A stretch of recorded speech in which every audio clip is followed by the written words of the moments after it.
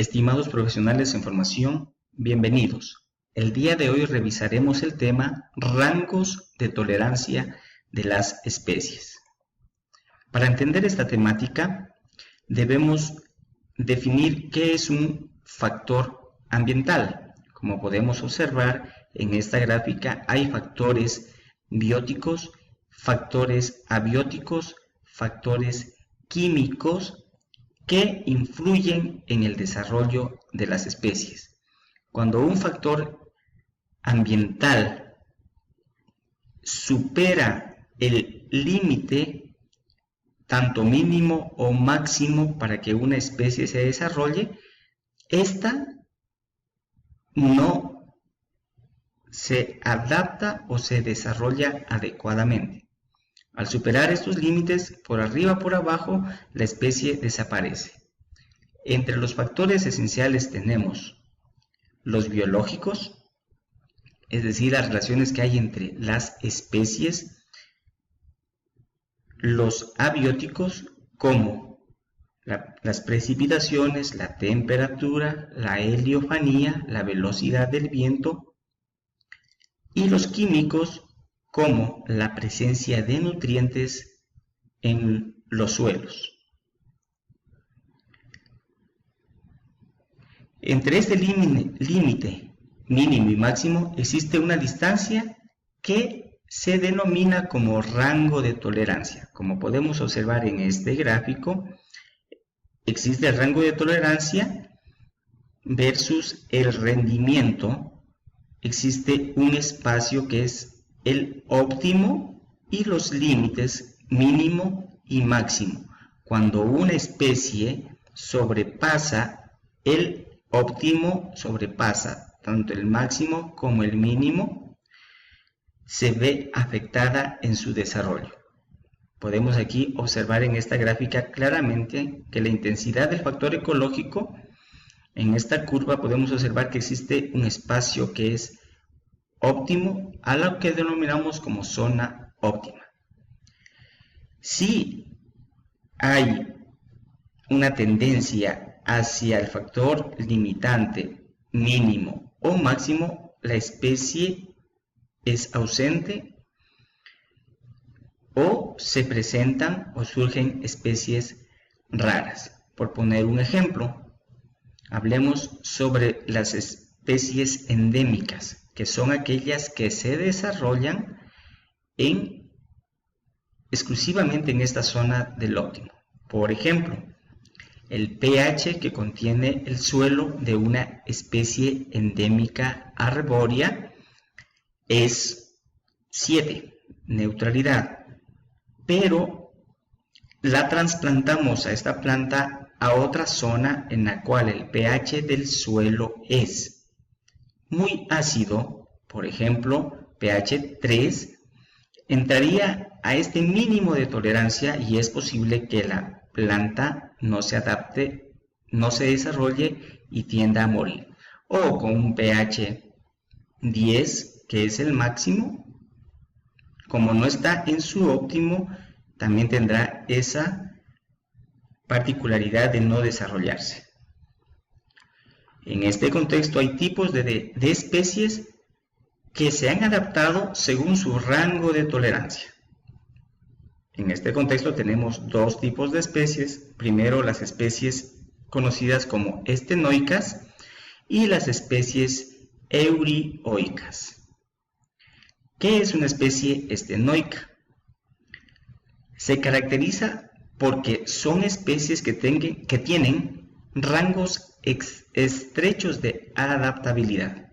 Ejemplo, en el caso de un ambiente donde hay una alta concentración de salinidad, hay especies que son estenoalinas, es decir, especies que pueden desarrollarse donde no varía mucho la salinidad. En cambio, una especie eurioica, a diferencia de una estenoica, tiene un amplio rango de adaptabilidad. Ejemplo, el Eucalyptus globulus, que es una especie traída desde Australia, se ha adaptado muy adecuadamente a las condiciones de Latinoamérica.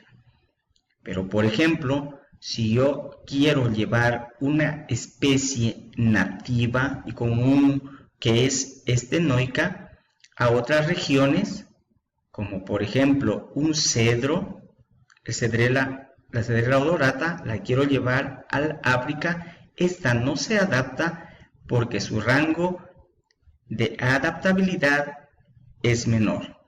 Esa es la diferencia entre una especie estenoica y una especie euroica. Un concepto importante de entender es el nicho ecológico, que es un conjunto formado por todos los límites de tolerancia de una especie para los distintos factores ambientales. A eso conocemos como nicho ecológico.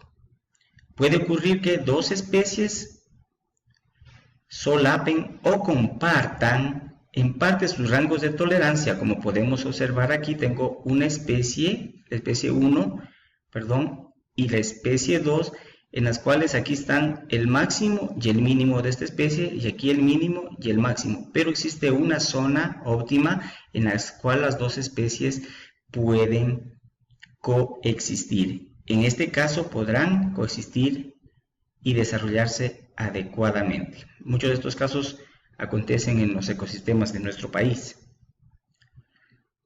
Otro concepto importante es el de ecotipo, o conocido también como razas ecológicas. Si hay un fenómeno de adaptación fisiológica, puede que los límites de tolerancia queden a menudo fijados por un mecanismo genético en las formas locales. ¿Qué significa? Que ciertas especies, a través de sus procesos genéticos, pueden lograr mecanismos de adaptabilidad. Hay algunas leyes, como la ley de tolerancia de Shelburne, que manifiestan lo siguiente: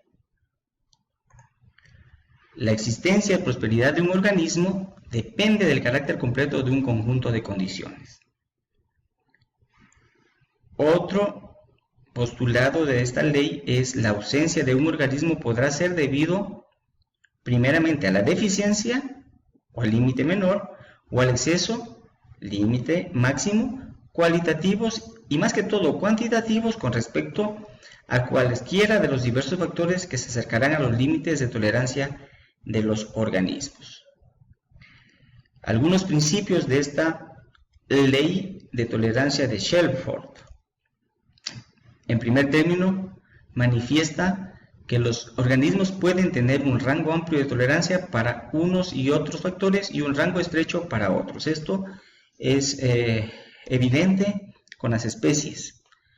Segundo, todos los organismos con rangos amplios, como las que son las especies eurioicas, para todos los factores tienen más probabilidad de tener un área de distribución extensa.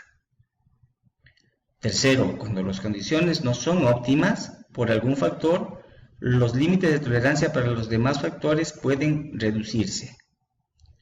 En cuarto, con frecuencia se descubre que en la naturaleza los organismos no viven en condiciones óptimas con respecto a algún factor en particular. Este es un proceso de adaptación que siguen teniendo las especies. El periodo de distribución suele ser un periodo crítico en el que los factores ambientales tienen más probabilidad de ser limitantes. ¿Y qué entendemos entonces como factor limitante o ley del mínimo de Liebig? Aquí les planteo un ejemplo. Por ejemplo, el boro es un elemento indispensable, pero se encuentra siempre en pequeñas cantidades en el suelo. Por lo tanto, si se agota, si no existe ninguna cantidad de boro, el crecimiento de las plantas se detiene aunque abunde el resto de los elementos nutritivos. Este es el factor limitante. Por ello, en los procesos de estudios de ciclo biogeoquímicos hay que analizar todos los elementos para que no haya un nutriente que limite el desarrollo, por ejemplo, de los cultivos. Este factor limitante se conoce o lo entendemos como el crecimiento de los vegetales, que están limitados por el elemento cuya concentración es inferior al n valor mínimo por debajo del cual no tiene lugar el crecimiento. Otro principio: los organismos están regidos por naturaleza. Y la naturaleza los rige por la cantidad y variabilidad de materiales de los que existe un requisito mínimo y por los factores físicos que son críticos. Y también por los límites de tolerancia de los organismos y otros componentes del medio ambiente. Algunos factores limitantes tenemos la luz, la temperatura, el agua, las precipitaciones, que son factores ambientales ecológicamente importantes en los ecosistemas terrestres. La luz, la temperatura, el oxígeno y la salinidad son los más importantes de los ecosistemas acuáticos. En todos los medios de naturaleza química, la velocidad de los ciclos de los elementos nutritivos y minerales constituyen factores principales. Esto es referente a esta temática de factores limitantes que hemos podido observar en esta presentación, y que estos factores limitantes son los que rigen para que una especie tenga un rango de tolerancia. No olvidemos especies estenoicas y especies eurioicas, las que tenemos que tener mucho más cuidado para el planteamiento de un plan de manejo ecológico son las especies estenoicas, ya que son aquellas que tienen menor rango de tolerancia. Muchas gracias, nos encontraremos en un nuevo video.